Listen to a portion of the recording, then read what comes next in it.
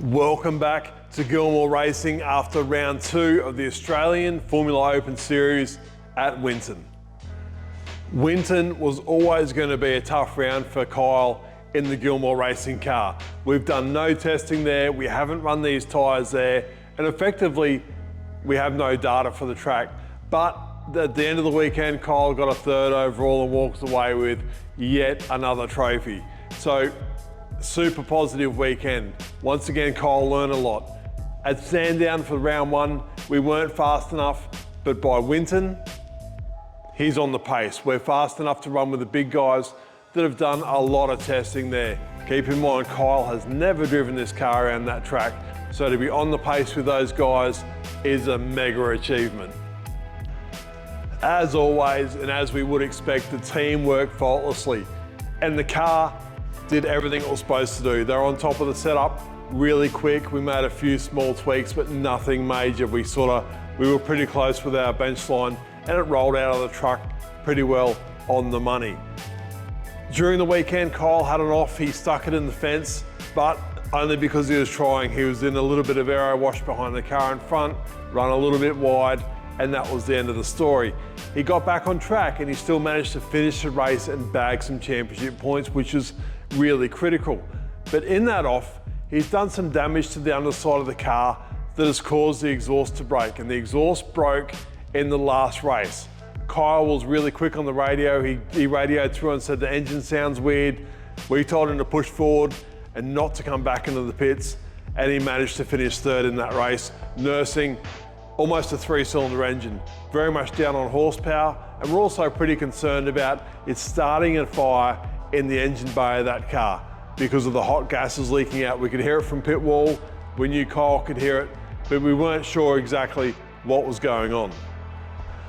On this episode, we not only need to prep the race car for Sydney, which is our next round in only a few weeks, but we need to get on top of our broken exhaust issue. We want the diff back out of the car, and this is a major service interval. So we're going to do engine oils, we've got to do the gearbox again, we'll do engine air filter, and a whole lot of stuff that we only do every couple of race meetings, but this is where it falls and we need to get it done. One other job that we'll have to do after Winton that I don't think I've ever had to do before is to get the radiators out and get them flushed. The insects and the bugs at Winton were absolutely out of control. And after every race, they're all over the side pods, and I can see them in the front of the radiators. If we leave them in there, the acid and the insects will eat the front of the radiators out and may cause a problem. So on top of everything else we have to do in such a short time period, yank these radiators out and get them cleaned. And now that we know what we have to get done, the only thing to do now is to get into it and get this work done to make sure that Kyle has the best car possible for Sydney Motorsport Park.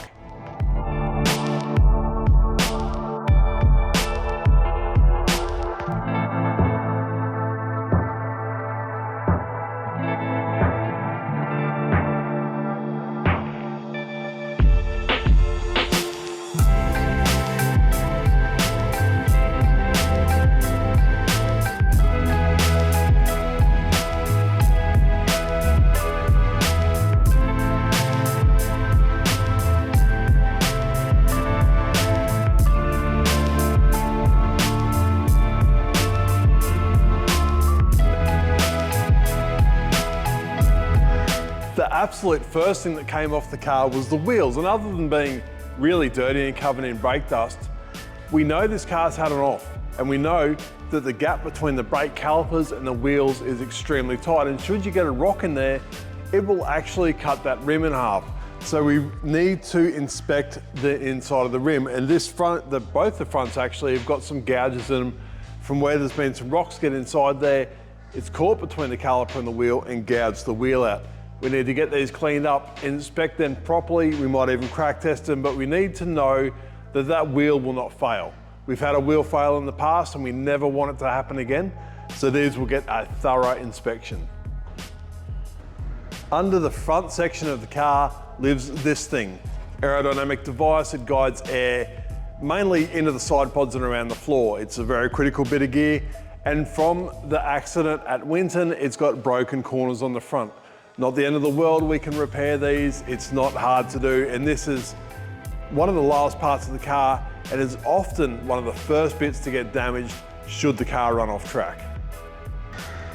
The broken exhaust tube, we've found it, it's in there, it's number 3 cylinder, and it's snapped off right near the cylinder head. Exhaust tubes don't just break for no reason. This would have been caused by some stress or something in the exhaust system that's put extra load onto those. These will normally run faultlessly for season after season. They often get a visual inspection, but for one to completely break through the way that's been caused. We can fix that. They're an Inconol exhaust, they're a beautiful bit of gear, but we have the tooling for that very reason. We've had these break before, we've had them damaged in accidents, and we've been able to repair them. Quite an expensive bit of kit should you be replacing them every time you had an issue, so repair is about the only option.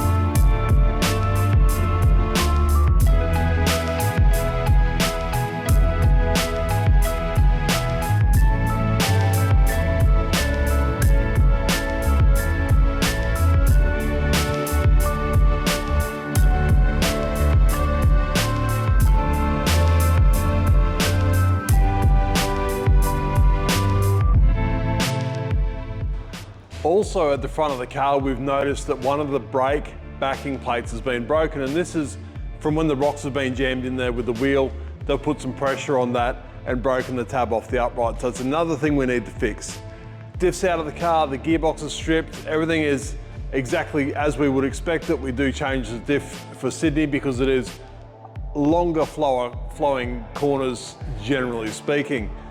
Also, what we need to do is the air filter. It's due for an air filter anyway, but as Kyle has had the off, this thing looks like a forest inside.